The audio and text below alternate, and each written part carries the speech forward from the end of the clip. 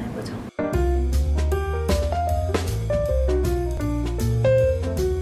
오늘은 확실한 승소를 위해서 준비하셔야 할 3가지 증거에 대해서 말씀드리겠습니다. 다음 말씀드릴 3가지 증거를 가지신 분들은 승소가 확실하니 걱정하지 않으셔도 됩니다. 첫 번째는 부정행위 입증을 위한 증거입니다. 직접 증거로는 모텔에 출입하는 영상, 스킨십하는 영상, 애정 표현을 하는 영상들이 있습니다. 애정 표현이나 애칭을 주고받는 카카오톡 대화 내용들은 부정행위 입증의 직접적인 증거라고 볼 수 있습니다. 간접 증거로는 상간자의 집에 출입하는 영상이나 혹은 새벽이나 밤 늦은 시간 전화나 문자를 나누는 내용 등입니다. 이러한 간접 증거들은 부정행위를 직접적으로 입증하는 것은 아니지만, 예를 들어서 배우자가 있는 사람들이 해서는 안 되는 부적절한 행동들을 지속하고 있는 간접적인 증거들이 많이 있다면 정황상 배우자가 있는 사람들이 부정한 행위를 했다라는 것들을 입증할 수 있습니다. 두 번째는 부정행위 기간을 입증하는 증거입니다. 상간소송의 위자료 책정을 위해서 법원이 중요하게 생각하는 기준 중에 하나는 부정행위의 정도, 즉 성관계가 있었는지 여부뿐만 아니라 부정행위 기간이 얼마나 오래되었는지 여부입니다. 상간자의 대화 내용 중 기간을 추측할 수 있는 증거,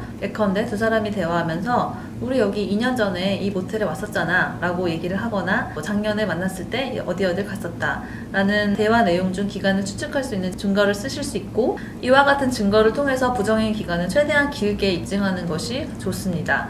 다만 부정행위 기간이 명확하지 않고 심증만 가지고 있다고 하더라도 재판에서 크게 문제가 되는 것은 아니고 기간이 명확하지 않더라도 승소하는 것은 가능합니다. 3번은 배우자가 있었는지 여부를 입증하는 증거입니다. 소송에서는 배우자가 있다는 것을 입증하는 것도 중요한데, 직장이나 동호회, 밴드 모임 등 공개적인 장소에서 만났다면 대부분은 가족관계나 배우자 여부를 밝히고 투명하게 만남을 시작하기 때문에 배우자 여부가 크게 문제되는 경우는 적습니다. 다만 나이트 같은 일회성 만남인 경우에는 배우자가 있었는지 여부를 몰랐다라고 다툴 수 있습니다. 이러한 경우에는 입증을 해야 되는데, 두 사람의 대화 내용을 통해서 배우자가 있었는지 여부를 알고 있었다는 점을 직접적으로 입증하는 것도 가능하지만, 남편의 SNS에 가족사진이 올라와 있다거나 결혼기념일에 찍은 사진을 게시해 두는 등 간접적인 방법으로 가족이 있었다는 것을 입증하시면 됩니다. 부정행위 사실을 알게 된 이후에 상간자를 찾아가서 만나지 말라라고 경고를 하였음에도 불구하고 두 사람이 계속 만나고 있다는 사실을 입증하게 된다면 경고 이전에 만났던 행위 자체도 배우자가 있음을 알고 만난 행위로 의제가 됩니다. 실제 재판에서는 배우자가 있었는지 여부가 쟁점이 되는 경우는 크게 많지 않기 때문에